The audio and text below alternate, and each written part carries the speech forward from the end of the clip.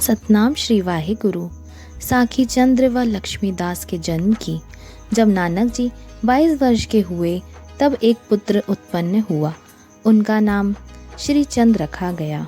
जब श्री चंद 4 वर्ष के हुए तब द्वितीय पुत्र हुए, जिनका नाम लक्ष्मीदास रखा गया। नानक जी रोजाना नदी में स्नान के लिए जाया करते।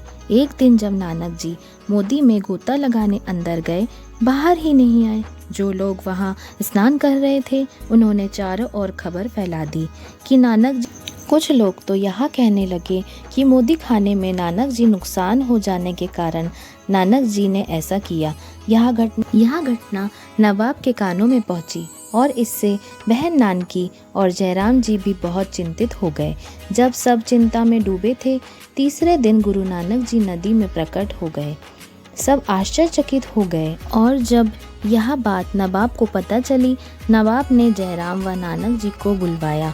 जब वे दोनों नवाब के पास गए, नवाब ने कहा, मुझे अभी मोदी खाने का हिसाब देखना है।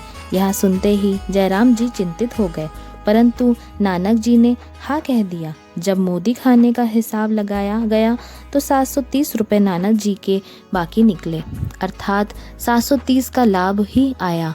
तब गुरुजी ने यह पैसे उन लोगों को देने के लिए कहे जिनको उनकी आवश्यकता है। इसके पश्चात नानक जी न मोदी खाने जाते न ही घर आते। नानक जी वैराग को प्राप्त हो गए।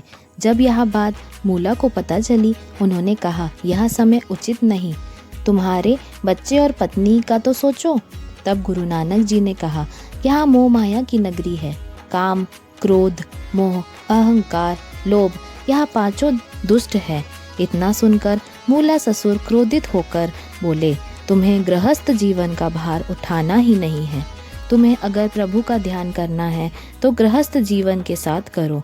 धन्यवाद।